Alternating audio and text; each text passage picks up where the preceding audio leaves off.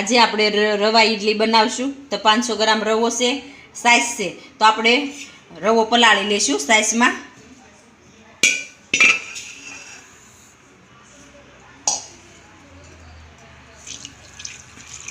ખાટી સાઈઝ છે, આપણે સાઈઝ નાખતા જાહું અને પલાળતા જાહું. આમાં દહીં પણ આપણે નાખી શકીએ.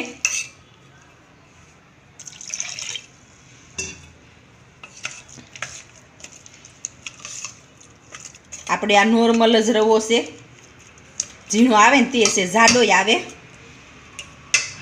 આપણે આ રવો પલળી ગયો તો આપણે એને અડધી કલાક ઢાંકી દઈશું. એક આપણે ગાજર લીધું છે, કેપ્સિકમ છે, એક મરચું છે તીખું, ધાણા, રાઈ, એને આપણે થોડુંક 2 ચમચી તેલ મૂકીને શેકી લઈશું.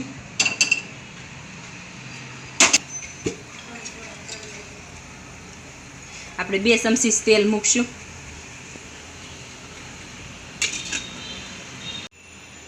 હવે આપણું તેલ આવી ગયું છે તો આપણે રાઈ નાખશું.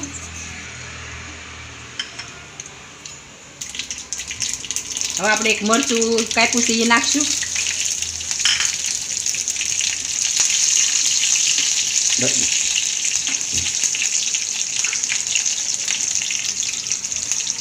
હવે આપણે ગાજર નાખશું, એક કાપેલું છે તે. આપણે બહુ નહીં, થોડુંક જ શેકવાનું છે.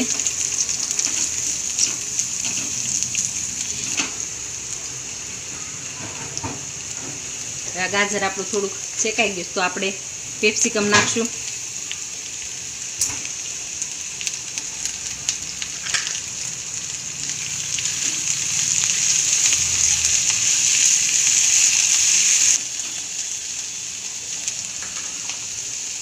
સ્વાદ અનુસાર આપણે મીઠું નાખશું.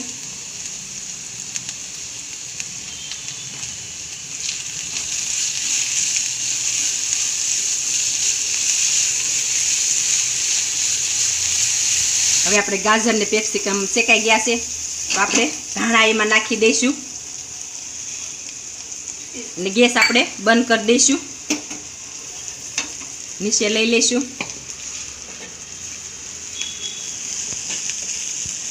આને ઘડીક આપણે ઠરવા મૂકી દઈશું.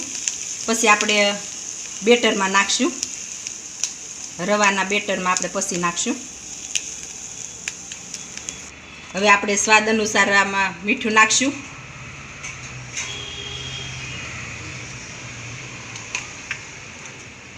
ઈનો નાખશું.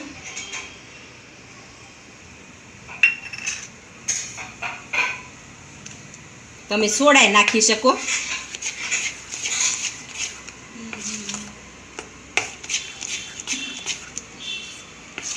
આવું બેટર રાખવાનું એટલે આપણી ઈડલી સારી બને. બહુ આસું નહીં કરવાનું, કઠણ રાખવાનું.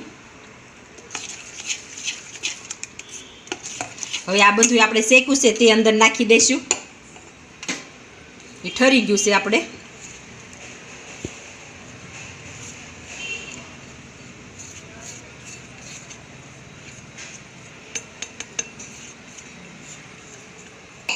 હવે આપણે બધું મિક્સ કરી લઈશું. બેટર ચેક કરી લેવાનું. મીઠા મોળું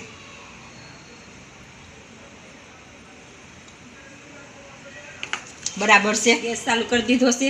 તેની ઉપર આપણે ઢોકળિયું મૂકી દીધું છે. તેમાં આપણે પાણી મૂક્યું છે.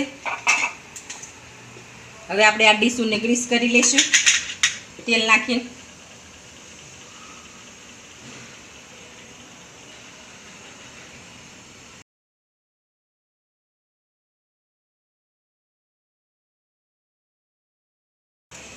હવે આપણે ડીશમાં બેટર નાખી દઈશું.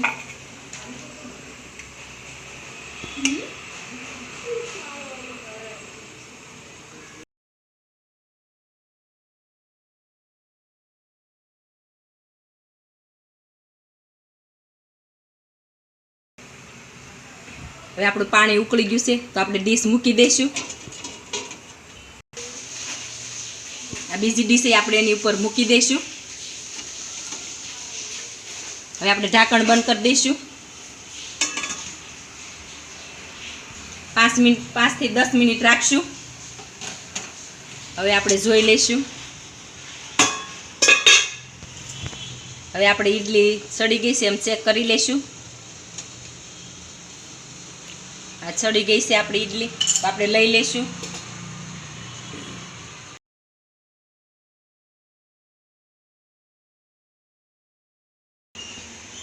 હવે આપણે આને 5 મિનિટ ઠરવા દઈશું. હવે આપણી ઈડલી ઠરી ગઈ છે તો આપણે એને ઉખેડી લઈશું.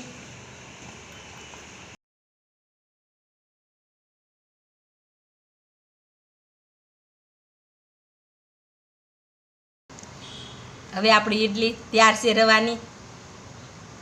સરસ પોસી બની છે, મસ્ત બની છે. આપણી રવાની ઈડલી તૈયાર છે. મારી ચેનલને લાઈક કરો, શેર કરો, સબસ્ક્રાઈબ કરો, કોમેન્ટ કરવાનું ભૂલશો નહીં.